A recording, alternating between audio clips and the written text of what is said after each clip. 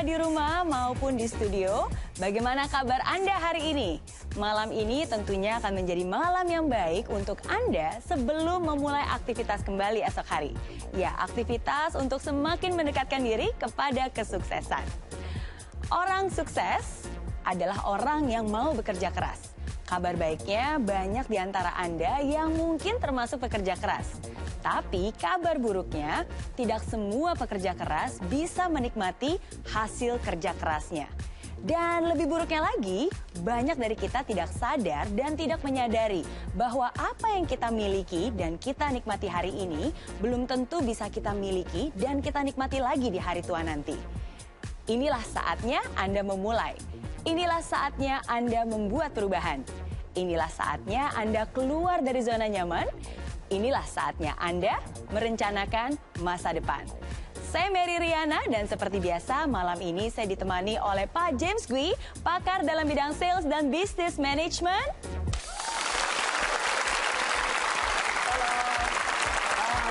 Hai. Dan juga Pak Deddy Susanto, pakar dalam bidang pemulihan jiwa. Halo.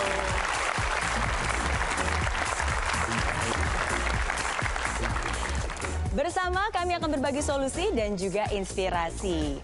Bersama kita bisa, I am possible.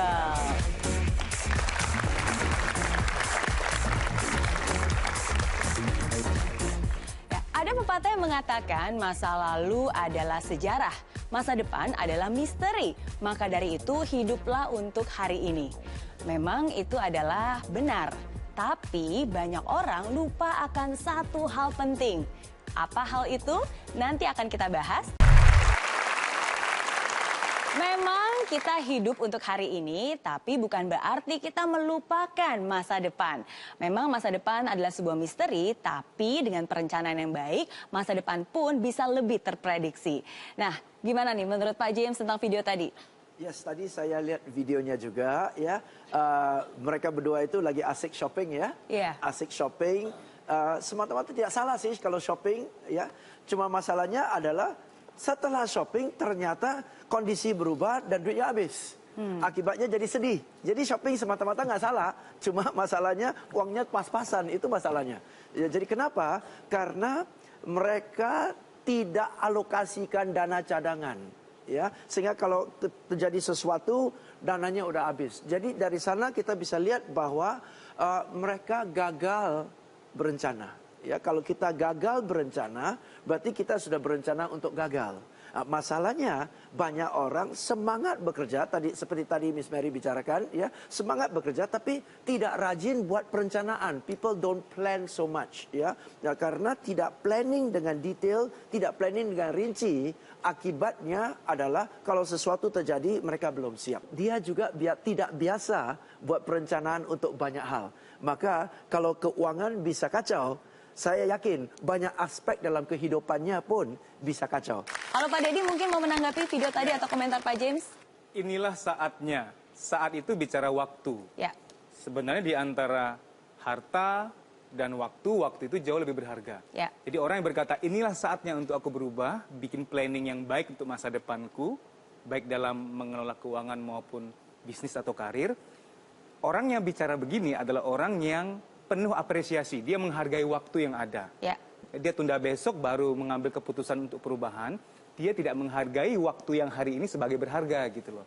Jadi orang yang berkata, inilah saatnya untuk aku berubah, inilah saatnya untuk aku buat perencanaan yang baru, itu orang yang sangat mensyukuri waktu yang ada dan menghormatinya. Dia pakai sebaik-baiknya gitu loh. Karena berubah hari ini dibanding berubah besok-besok tentu saja berbeda kepuasan dan hasil yang diharapkan gitu ya. Iya, jadi inilah saatnya hari ini juga, detik ini juga. Dan ada satu alasan besar kenapa sebenarnya kita harus memulai merencanakan di hari ini. Pak James akan menjelaskan. Sambil saya gambarkan ini, Anda coba tebak ini gambar apa ini, oke? Sederhana saja, saya buat gambarnya ya. Seperti ini, sambil saya gambar Anda tebak ya. Apa ini ya? Di sini, di bawah sini ada setetes lagi. Ya, terus di sini turun lagi. Di bawah sini pun ada setetes lagi. Ya. Terus di bawah sini ada sepasang mata seperti matanya kucing. Ya. Sekitar mata itu ada banyak sekali titik-titik. Ya, seperti ya tato mata penari gitu ya, ya. Dan setelah ini ya lurus aja. Oke, yes. Ya, kira-kira siapa mau tebak? Ini gambar apa ini? Ayo, silakan. Yes. Peta. Bagus, berikan tepuk tangan. Ini gambar peta, betul. Peta ya. Sekarang saya tanya lagi, ini peta lokasi mana nih? Wilayah mana? Peta Asia. Peta Asia. Bagus sekali, berikan tepuk tangan juga. Peta Asia. Oke. Now, why am I showing you this? Karena sedang terjadi sekarang, sambil kita duduk di sini sekarang, sedang terjadi satu peristiwa yang sedang terjadi yang belum pernah terjadi sepanjang sejarah kemanusiaan. This is something that is happening right now that has never ever happened in the history of mankind. What is that? Ya, yaitu sedang terjadi pemindahan besar-besaran. Pemindahan apa? Pemindahan kekayaan dalam skala besar-besaran dari dunia barat ke dunia timur. Coba tebak, ini negara apa ini? India. Bagus, India. Keren. Yes. Ini Indo-China, betul? Ya? Ya. Myanmar, Vietnam, Cambodia, Laos dan sebagainya. Ini Thailand, ini Malaysia. Satu titik ini negara apa? Singapura. Negara Singapura, betul. Mata kucing ini negara apa? Indonesia. Keren, oke ya. Sedang terjadi satu perubahan, satu peristiwa menarik sekali. Pemindahan kekayaan besar-besaran dari negara barat ke negara timur. Oke, dan ini negara apa ini? China, betul. Yes, ya. Dan kebanyakan dana masuk ke sini dan masuk ke sini. Oke, no problem. Ya, sebagian pun masuk ke Indonesia, pasti. Ya. Nah, ini negara produsen bagus. Populasinya pun besar. Ini populasi paling besar nih. Yes. Jadi apapun yang dia produksi, dia beli. Karena dia lagi punya daya beli, betul kan ya? Jadi bayangin ya, ini produksi, ini beli. Jadi pemproduksi harus kirim kepada pembeli, betul? Lewat mana? Pasti lewat sini kan? Betul? Tak mungkin dong dia lewat Gunung Himalaya, betul nggak? Gurun Pasir Gobi, kurang kerjaan, betul nggak? Pasti lewat sini. Apalagi dia produksi besar-besaran. Semua pun dia produksi. Kalau dia produksi dan seluruh dunia beli. Kita beli, Singapura beli, India beli, Arab beli, oke? Dia kirim lewat mana? Pasti lewat sini, betul? Lewat ke sini ke Saudi Arab, lewat sini ke Eropa, lewat sini ke Amerika, betul nggak? Jadi bayangin, kekayaan besar-besaran pindah ke sini dan sebagian besar jalur dagang itu lewat sini. Dan kita di sini. Boleh bantu saya tepuk pundak sebelah kanan? Ayo sama-sama katakan kepada dia, pren. Mantap, man. Okay, ya. Jadi, teman-teman, kita semua, Anda dan saya, semua lahir, ingat ya, kita lahir in the right time. Kenapa? Karena kita semua lahir di tahun-tahun segini. Ini sudah terjadi sejak tahun 2000 dan diprediksikan akan berlanjut sampai 2030 lah. Oke, yes. Kita semua lahir di sini dan usia produktif kita berada di sini, betul? Sekarang udah 2016, berarti masih ada sisa dong? Dan kita semua masih ada kan? Yes. We are born in the right time. Coba kalau lahir terlalu awal, sekarang sudah usia 80, 90, sudah lewat kesempatannya, betul? Atau pas lahir 2000, nggak keburu, betul? So you are very lucky, you were born in the right time. Sehingga di usia-usia produktif Anda masih keren. Satu. Kedua, right time and right place. Coba lahir waktu yang tepat, tapi lahirnya di sini. Gigit jari, betul? Lahirnya di sini. Susah lagi. Kita lahir di sini. Enak. So you and I were born in the right time. Were born in the right place. Pertanyaannya satu aja. Are you the right person?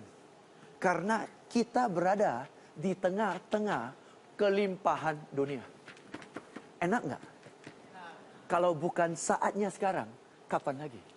Bisa terima? Oke ya. Jadi kalau kita pikir-pikir, dibanding dengan orang seluruh dunia, dibandingkan dengan orang seluruh dunia, Anda dan saya paling tidak beralasan untuk mengeluh.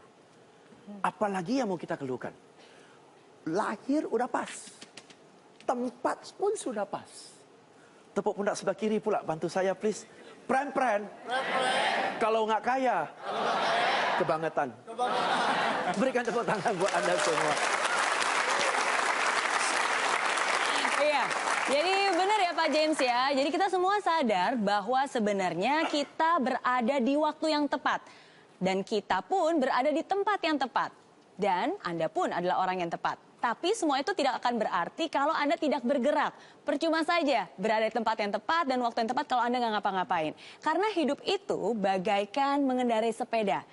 Untuk bisa maju terus, kita harus terus mengayuh pedalnya. Nah, sekarang bayangkan, apa yang terjadi kalau Anda berhenti mengayuh?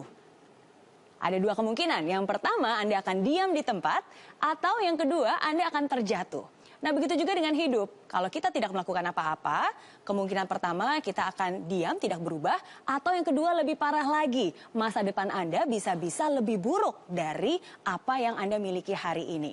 Nah, untuk itu teruslah mengayuh. Tapi ingat juga, mengayuh harus seimbang. Ingat, ada kaki kiri, kaki kanan, kaki kiri, kaki kanan. Nah, saya ingin menganalogikan apa itu kaki kiri dan apa itu kaki kanan. Kaki kiri itu adalah belajar, kaki kanan adalah action. Dan dua-duanya harus seimbang. Banyak orang gagal karena mereka tidak seimbang. Mungkin karena mereka kurang belajar, lebih banyak action, atau sebaliknya, banyak action tapi tidak pernah belajar. Nah, jadi intinya kita harus seimbang.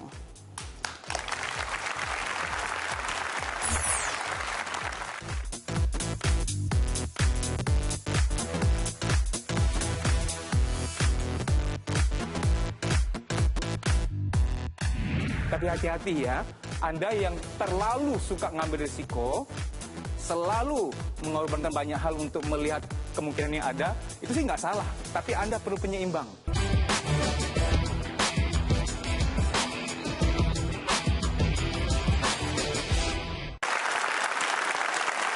Nah, begitu juga halnya dengan malam ini. Kita sudah belajar begitu banyak ilmu yang tadi juga sudah dibagikan oleh Pak James. Dan bagaimana kita bisa bukan hanya belajar tapi juga take action. Nah, ada satu keraguan. Biasanya keraguan untuk take action adalah takut keluar dari zona nyaman, takut beresiko. Bagaimana sih caranya kita bisa mengatasi semua itu? Pak Deddy Susanto akan menjelaskan. Jadi, bahwa takut itu wajar. Jangan ada persepsi yang salah, aku ingin membuang rasa takut. Karena takut kalau dibuang malah bahaya. Ya, ketika di depan ada lubang, nggak ada rasa takut, ya gimana kan bahaya ya. Bahasa yang benar adalah mengendalikan rasa takut. Orang yang sudah sukses, pengusaha besar, katakanlah, yang pengambilan resikonya tinggi, bukan berarti sudah nggak ada rasa takut. Dia mengelola rasa takut itu. Dan lagi pula, waktu dia lagi takut-takutnya, dia cerdas. Dia cari orang yang sedang nggak takut untuk bantu dia. Nah, kita ingin lebih mengenal profil kejiwaan kita. Kita tuh pengambil risiko yang seperti apa ya? Saya akan tunjukkan dulu. Kita mau mempelajari tipe-tipe dari profil kejiwaan kita mengenai pengambilan risiko ya. Nah, dari yang nanti rendah, medium hingga tinggi. Kalau kita lihat ini ilustrasinya, ya, dia ini berusaha melompat dari yang satu ke tebing yang lainnya. Kalau kita lihat nggak terlalu jauh ya. Nah, ini menggambarkan orang yang mengambil risikonya rendah. Ah, gampang kok, kayaknya sih gampang, udahlah, nggak perlu nyalin terlalu tinggi gitu ya. Nah, berikutnya, ini sudah agak jauh, tapi mungkin masih kita kategorikan sebagai pengambil risiko yang rendah, yang ringan gitu ya. Nah, ketika di gambar ini sudah makin jauh. Ini sudah pengambilan risiko yang sudah medium, dia sudah lumayan berani. Ya, saya jelaskan sampai selesai dulu, nanti saya berikan contoh. Nah ini, pakai tali, ini kan risikonya sangat tinggi. Saya katakan di awal, bahwa orang yang sangat berani mengambil risiko bukan berarti orang yang nggak punya rasa takut. Dia ini masih takut loh, tuh keringetan kan? Masih takut dia sebenarnya. Hanya saja dia memilih, dia memutuskan untuk harus coba. Kok nggak coba nggak tahu gitu kan ya. Supaya gampang begini, Anda rencananya mau berbisnis, bermitra dengan seorang teman, oke? Anda berencana meeting di sebuah rumah makan. Ketika jalan bersama dalam kendaraan, di situ aja ya, kayaknya enak gitu. Ini kan Anda dalam hati berkata bahwa ini kan meeting pertama, saya ingin punya image yang bagus, saya yang traktir deh gitu loh. Ketika menu datang, Anda dengan pede mengatakan, yuk pilih aja, pesan aja Bu. Yang penting Anda senang gitu. Oh gitu ya, terima kasih. Ketika dia buka menunya, Anda juga buka menunya, Anda mulai agak stres. Pecel arwana, sup paus gitu. mahal-mahal ini, mau lanjut nggak ya?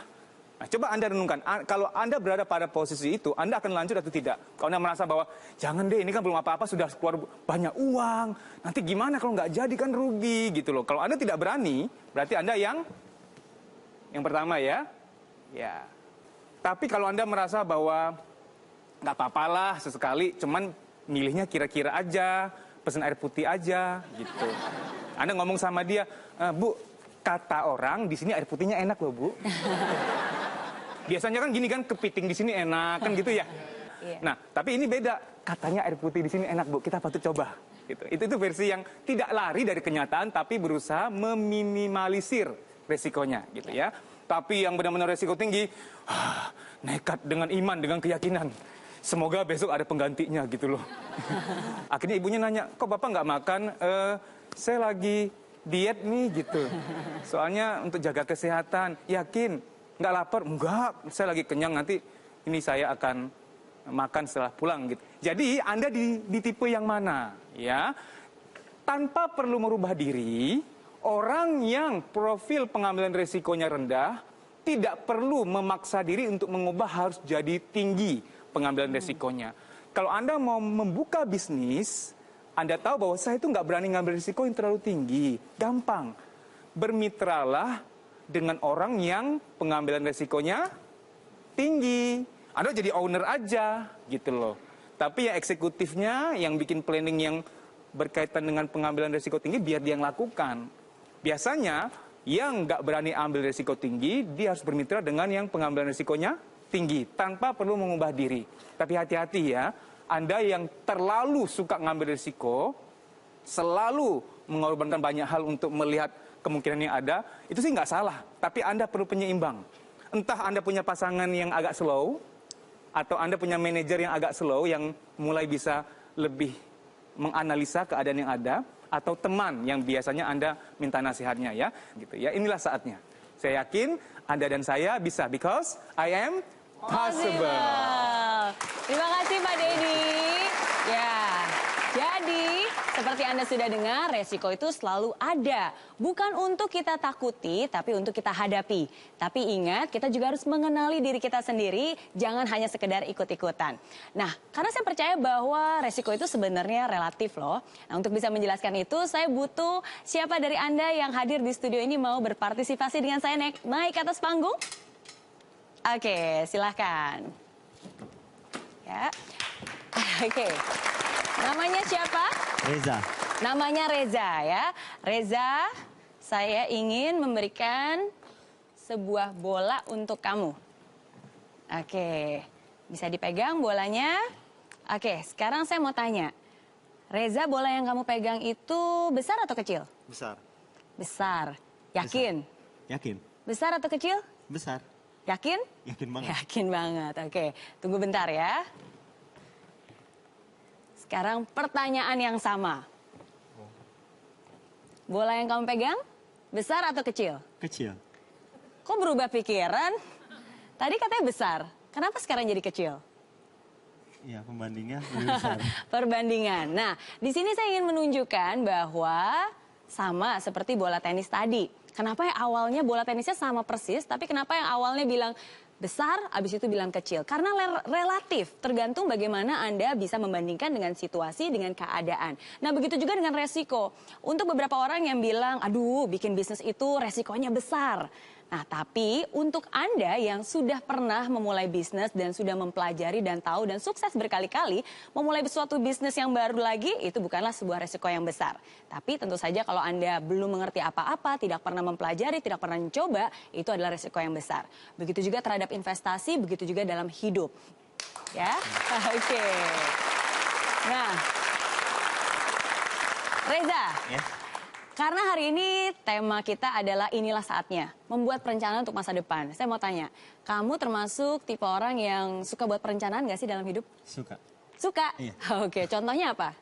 Contohnya saya sudah menikah. Sudah menikah, oh Iya. ternyata ya, nggak jomblo lagi ya? Nggak. Oke.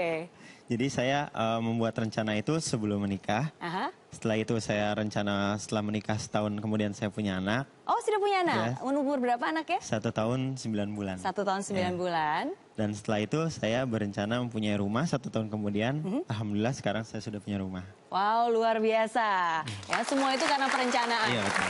Dan sekarang semua sudah enak, sudah mapan, sudah punya rumah, masih punya rencana lagi? Masih rencana ke depan. Apa rencana ke depannya? Rencana ke depan itu saya rencananya ingin membeli kendaraan pribadi. Wow, luar biasa. Tepuk tangan dulu buat Reza ya. Nah, di sini kita lihat bahwa kalau Reza saja bisa membuat perencanaan, Mary Riana saja bisa, Anda semua pun termasuk yang di rumah pasti bisa. Bersama kita bisa? I am possible. Terima kasih Reza. Ya, semakin menarik pembahasan kita malam ini dan sebelum jeda, inilah saatnya saya membacakan sebuah tes menarik untuk Anda semua. Yang ada di rumah Anda juga bisa ikut berpartisipasi. Pertanyaannya adalah, di suatu hari yang cerah, Anda sedang berjalan kaki ke suatu daerah yang belum pernah Anda kunjungi sebelumnya. Dan Anda terkagum-kagum melihat sebuah rumah di seberangnya. Tapi begitu Anda lihat, ternyata pintu rumah tersebut dalam keadaan terbuka, tanpa ada satu orang pun di sana. Apa yang ada di pikiran Anda? Apakah A, wah jangan-jangan rumah itu dirampok? Atau B, wah pemiliknya pasti lupa mengunci pintu? Atau C, paling-paling pemilik rumahnya ada di dalam, mungkin sedang menyapu sekitar pintu masuk. Nah, tentukan pilihan Anda sekarang juga, nanti kita akan bahas. Dan Anda pun juga bisa berpartisipasi dan melihat pertanyaan tadi di Twitter account kami @possiblemetrotv. Jangan kemana-mana, saya akan kembali bersama kita bisa, I am possible.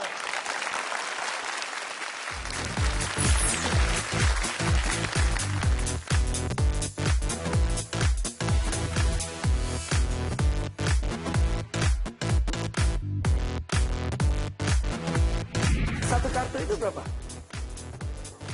150, 200 ribu, betul? 200 ribu. Itu cukup. Dia gesek sih enak, kita sakitnya di sini.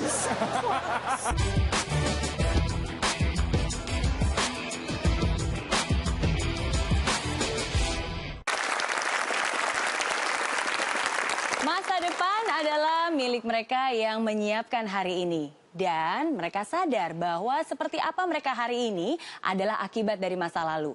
Dan apa pilihan Anda hari ini akan menentukan masa depan Anda. Maka dari itu mulai hari ini rencanakanlah sesuatu yang baik untuk masa depan yang baik. Masih bersama saya Mary Riana, bersama kita bisa, I am possible. Oke, untuk Anda pemirsa di rumah dan juga pemirsa di studio pastinya penasaran apa sih arti dari jawaban yang sudah Anda pilih. Nah, sekarang saya tanya dulu nih, dari pertanyaan tadi siapa yang menjawab A? Berpikir bahwa, wah jangan-jangan lagi ada perampok nih. Angkat tangan coba saya lihat. Oke, nah untuk Anda yang menjawab A, itu artinya Anda adalah orang yang tidak sempat panik karena selalu sibuk mencari solusi. Tepuk tangan dulu buat kita semua sudah memilih A. Oke. Nah, untuk Anda yang memilih B, wah pasti lupa ngunci pintu. Angkat tangan, coba saya lihat. Wow, cukup banyak. Nah, untuk Anda yang menjawab B, itu menggambarkan bahwa Anda adalah orang yang sangat santai, walaupun situasi genting. Tepuk tangan dulu. Oke. Dan untuk Anda yang menjawab C, paling-paling orangnya ada di dalam lagi nyapu. Wow, ternyata mayoritas di sini pun menjawab C. Itu artinya Anda walaupun terlihat santai, tapi Anda tidak pernah lengah. Tepuk tangan sekali lagi dong buat Anda semua.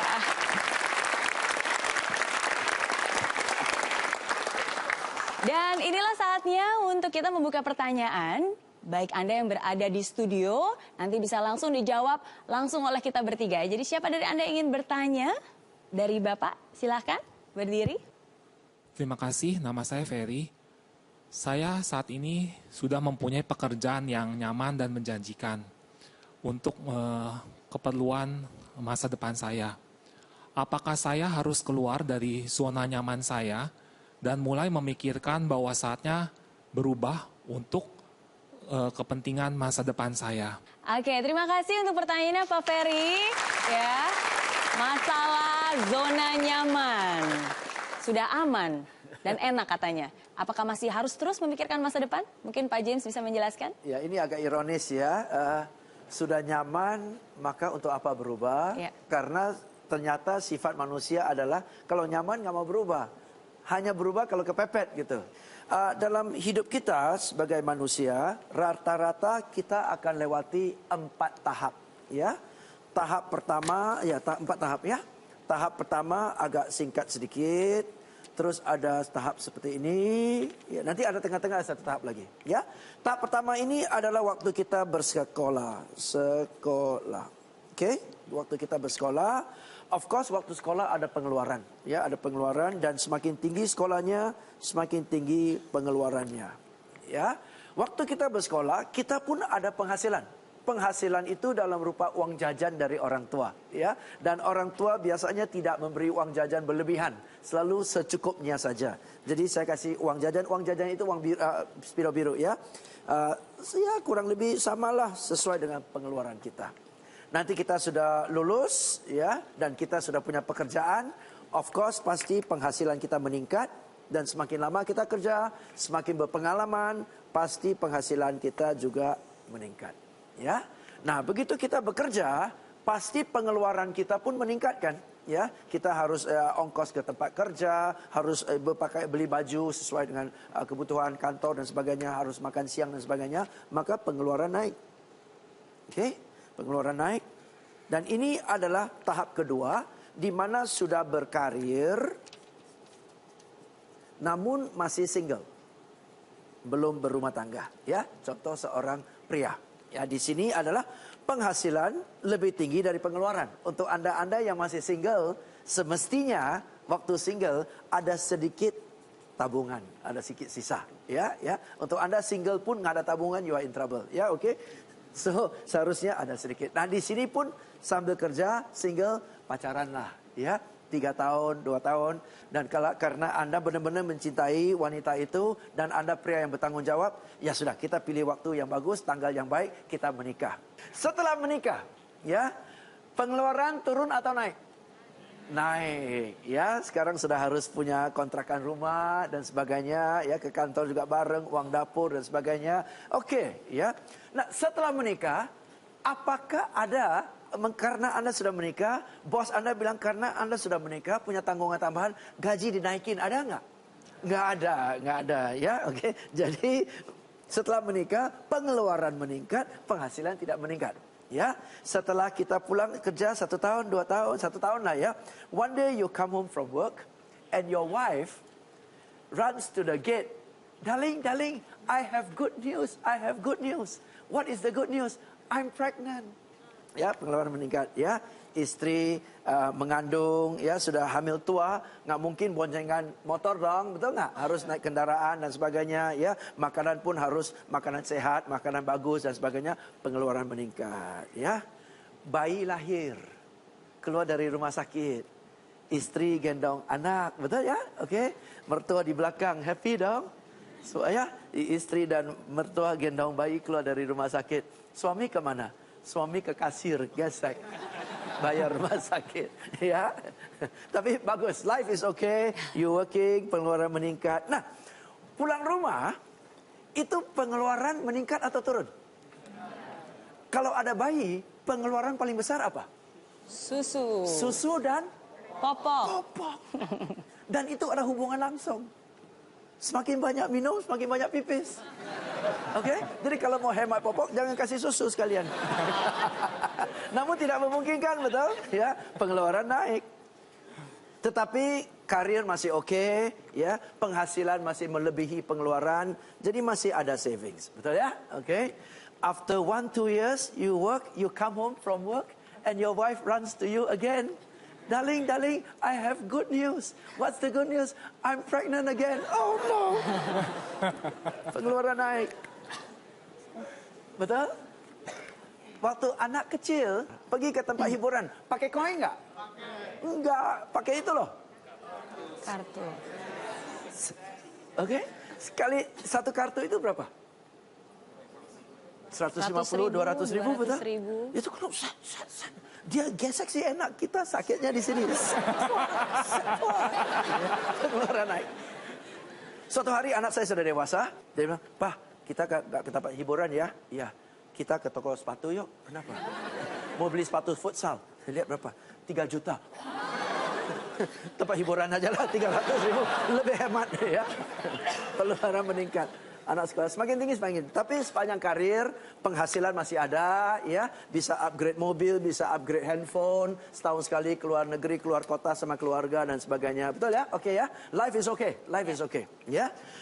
Suatu hari anak kita pun sudah lulus dan dia bilang, "Pak, sekarang sudah tidak perlu kasih saya uang jajan karena saya sudah bekerja dan saya sudah mandiri." Begitu sudah mandiri, pengeluaran pasti turun. Betul ya? Anak kita sudah mandiri, turun. Ya, kira-kira sampai anak kita sudah mandiri, kita semua masuki usia pensiun, betul ya? Pensiun ya. Pengeluaran turun, penghasilan lebih turun lagi, betul? Usia 55 lah katakan. Tuhan mengizinkan kita hidup sampai usia 75. Dari 55 sampai 75, praktis nggak ada penghasilan. 55 sampai 75, pengeluaran naik atau turun? Kenapa naik? Yes, sudah mulai sakit-sakitan, betul? Pengobatan mahal atau murah?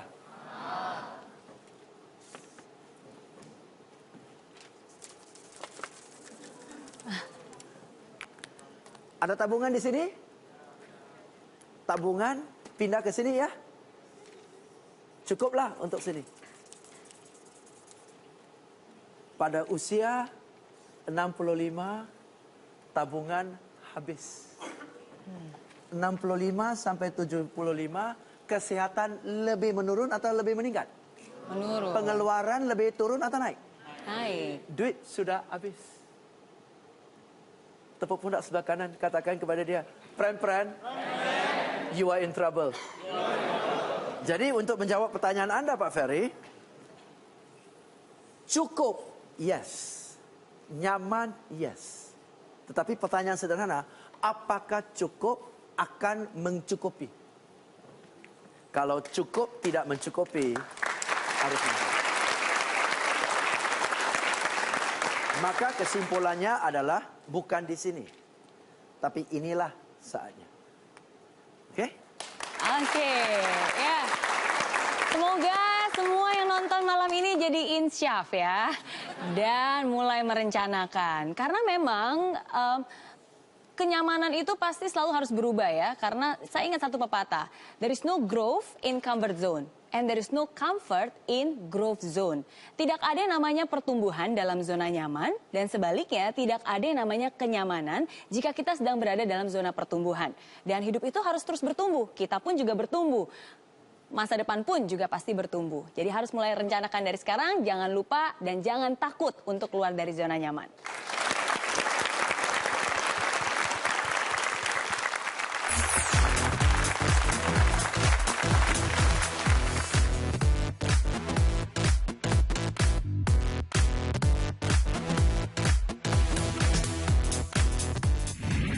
Sedia payung sebelum hujan, daripada nanti dingin dan kebasahan. Buat perencanaan untuk masa depan.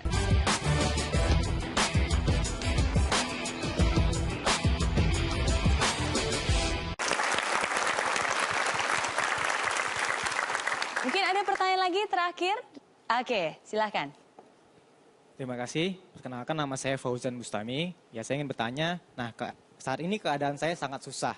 Jadi bagaimana saya membuat perencanaan, boro-boro saya mikirin masa depan, membeli mobil, membeli rumah, apapun walaupun menikah.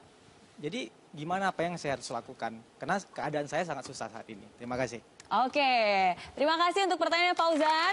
Ya, karena mungkin pertanyaan ini mewakili beberapa dari pemirsa juga yang punya keadaan yang sama. Mungkin saya ingin mengundang Fauzan untuk maju ke atas panggung. Ya, jadi Boro-boro mikirin masa depan. Hari ini aja susah gimana mikirin masa depan. Oke, mungkin Pak Dedi ingin menjawab. Jadi kita Jadi kita perlu sepakati dulu definisi kata susah. Mas bisa mengatakan susah itu karena hal apa saja sehingga sampai keluar ya sekarang aja susah gimana mau mikirin nanti gitu loh.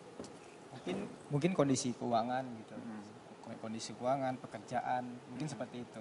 Nah, lalu definisi masa depan apa?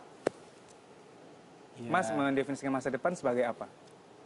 masa depan 2 tahun lagi, 3 tahun lagi, 10 tahun lagi? Besok juga masa depan nggak? Iya. Oke, kira-kira ya pulang dari sini, besok Mas sudah punya rencana belum? Besok ada rencana apa? Bekerja. Bekerja. Iya. Ya, ada keinginan untuk bekerja lebih baik nggak? Ada. Nah, itu pun sudah perencanaan. Anda sudah mulai. Jadi, kadang-kadang kita jangan terlalu perfeksionis. Wah, mikir 5 tahun lagi, 10 tahun lagi, aku mau sih. Tapi kayaknya nggak mudah deh, nggak gampang. Ya sudah, nggak apa-apa. Kira-kira apa yang Anda rasakan ketika Anda merasa bahwa merencanakan masa depan itu susah? Perasaan di hatinya seperti apa? Mungkin tidak percaya diri. Gitu. Tidak percaya diri, oke. Nggak percaya dirinya karena apa? Karena kondisinya saat ini keuangan lagi susah. Oke. Dulu, pernah nggak Mas merasa bahwa, wow, keuanganku oke, aku berhasil nih, aku cukup bisa mengendalikan keadaan. Pernah nggak? Pernah. Kalau Anda pernah, secara logika, bisa lagi nggak nanti? Kira-kira? Kira-kira bisa, pasti. Seberapa yakin Mas tahu bahwa Mas pasti bisa nanti? Kita nggak bicara sekarang dulu. Iya. Seberapa yakin? 60%, 70%, 90%? Ke 80%. Nah, itu sudah bagus. Berikan tepuk tangan untuk Mas. Mantap. Saya ajak backtrack sedikit, mundur sedikit, ya. Kondisi Anda sekarang adalah akibat dari tindakan Anda dan keputusan Anda di masa yang lalu. Yes. Setuju kan? Setuju. Yes, ya. Bisa jadi Anda salah buat keputusan, akibatnya seperti atau seharusnya Anda melakukan namun Anda tidak melakukan. Yeah. Maka konsekuennya. Jadi semua ada sebab akibat. Yeah. Right? So ini buat umum buat kita, the condition that we are in right now, all of us, is a result of our decisions of the past. Yes. Jadi kalau Anda mau ke depannya tidak seperti sekarang, keputusan Anda harus berubah. Betul ya? Action Anda, planningnya, decisionnya berubah. Jadi Anda backtrack, apa keputusan-keputusan yang Anda lakukan, saya tidak anggap kesalahan. Saya anggap itu sebagai learning experience. Ya. Apa yang Anda buat sampai jadi sekarang, dan apa yang Anda tidak mau mengulangi, dan apa perubahan yang Anda mau lakukan, supaya kelak Anda ke depan bisa capai cita-cita Anda. Satu. Ya. Kedua adalah, keuangan itu, kondisi keuangan selalu ada dua penyebab. Satu adalah penghasilan tidak cukup, atau kedua pengeluaran kebanyakan. Yes, jadi kalau Anda mau kondisi keuangan Anda meningkat, Anda harus lihat mana yang perlu diperbaiki, pengeluaran dikurangi atau penghasilan yang ditingkatkan, atau dua-dua sekaligus. Ya, oke. Jadi cari sumber kebocoran yang ada dalam pengeluaran Anda dan pikirkan bagaimana penghasilan bisa meningkat. Nah, jawabannya sederhana, ya. When you grow, your income will grow. When you grow, your income will grow. Ketika kemampuan Anda bertumbuh, penghasilan Anda pasti bertumbuh.